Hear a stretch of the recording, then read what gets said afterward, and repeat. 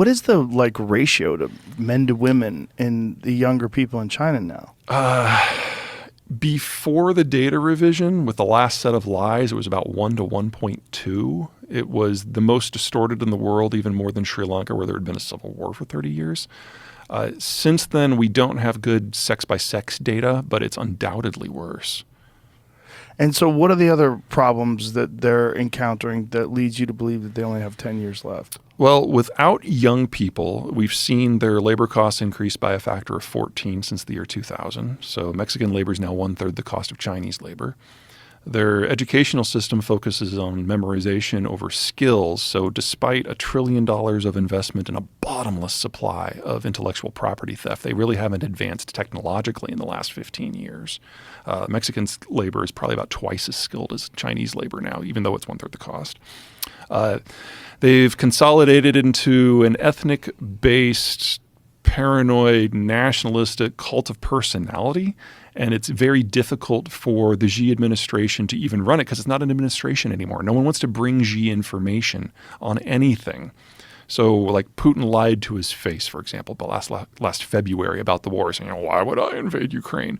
And you can see in some of the presses, the defense guys in the back of the room, like, they didn't want to say anything because Xi has a history of shooting people he doesn't like. And so the Chinese were the only country that was caught with their pants down when this all went down. The Biden administration is basically taking the trade policy of Donald Trump and running it through a grammar checker and putting it into institutions. So we now have tech barricades that prevent the Chinese from buying the equipment, the tools, or the software that's necessary to make semiconductors. In fact, he went so far as to say any Americans working in the sector have to either quit or give up their American citizenship. Every single one of them either quit or was transferred abroad within 24 hours. So the tech system is stalled. They don't have the young people to go consumption-led. They're completely dependent on the U.S. Navy to access international trade. They are the most vulnerable country in the world right now.